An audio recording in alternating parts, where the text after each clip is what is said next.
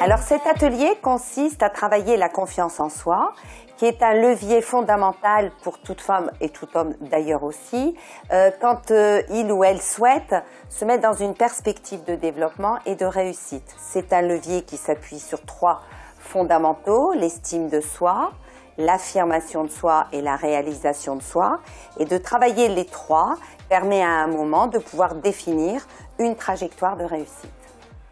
C'était quel est le point d'équilibre que je vais trouver entre un épanouissement professionnel et un épanouissement personnel. Donc, ce qui est important, ça a été de les rassurer et de pouvoir construire avec elles toute une dynamique qui permettait de préserver l'ensemble, ce qui est la condition sine qua non d'un épanouissement réussi.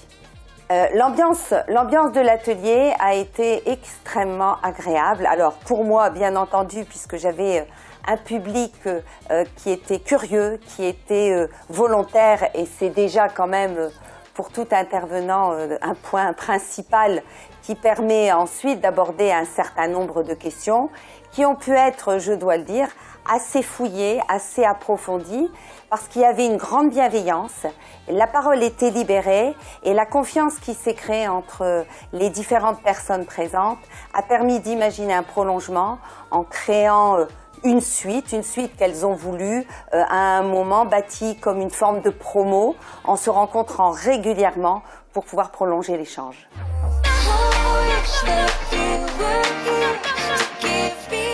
J'y allais plutôt dans la découverte, j'attendais pas quelque chose de précis. Alors j'en attendais d'obtenir des outils vraiment pratiques, faciles à mettre en œuvre pour apprendre à gérer ses émotions, à les détecter et puis par là même à améliorer la confiance en soi.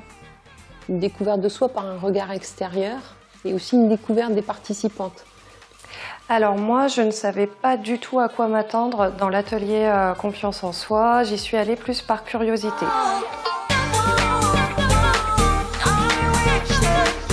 C'est Poutine, quoi. C'est pas on va prendre des gants, vous expliquer comment il faut faire. C'est la réalité, c'est ça, et vous faites pas suffisamment entendre, donc il faut se faire entendre. Avec le recul, on voit bien que c'est des outils qui nous aident justement à prendre cette confiance en soi. Et c'est le mot d'ordre qui revient en disant « faut que je me fasse confiance ». Moi, de matinée, ça m'a bien convenu parce que ça permet de faire une pause entre les 2 sessions, de mûrir un peu et puis de reprendre par la suite. Et ce qui fait du bien aussi, c'est que ces 2 matinées ont permis de prendre un petit peu le temps de penser à ça, de prendre un petit peu de recul. En termes de partage, très intéressant, très bénéfique. Que contrairement à ce qu'on peut penser, on a toutes, là en l'occurrence, les mêmes préoccupations et les mêmes peurs. Et que le fait d'être tout ensemble et que des femmes, et qui plus est généralement des managers, de se dire bah tiens, je suis pas toute seule et j'ai peut-être des choses à leur apporter, mais elles ont aussi des choses à m'apporter.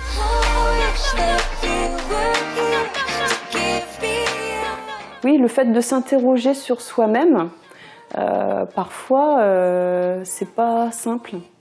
Le plus douloureux, c'est quand on remplit un questionnaire. À la fin, ça révèle les problématiques sur lesquelles on reste bloqué. Le résultat peut faire mal. Si on veut vraiment suivre la démarche jusqu'au bout, c'est de dire il y a un pied qui n'est pas équilibré, donc je prends une décision. Et c'est ça qui est compliqué, c'est de passer ce cap au-delà du constat, c'est de mettre en application l'anomalie qu'on a constatée et qu'il faudrait qu'on corrige.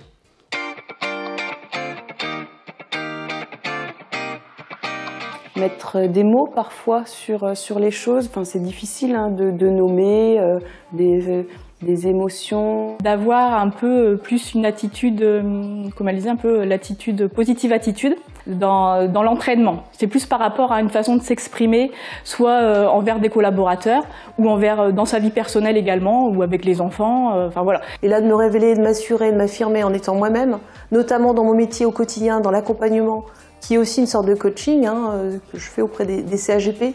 Moi, le bénéfice que j'en ressors, c'est que je gagne en efficacité parce que je fais grandir aussi les collaborateurs.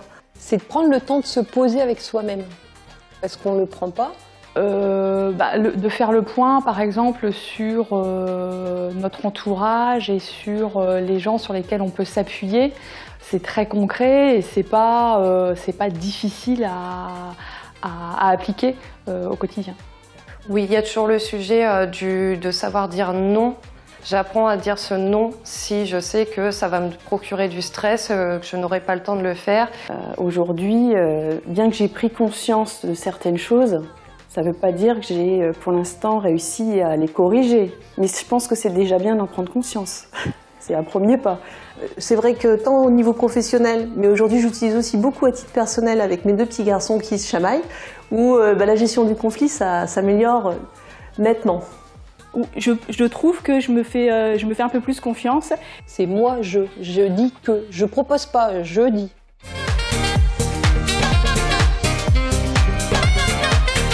Une bonne entrée en matière. Brillance.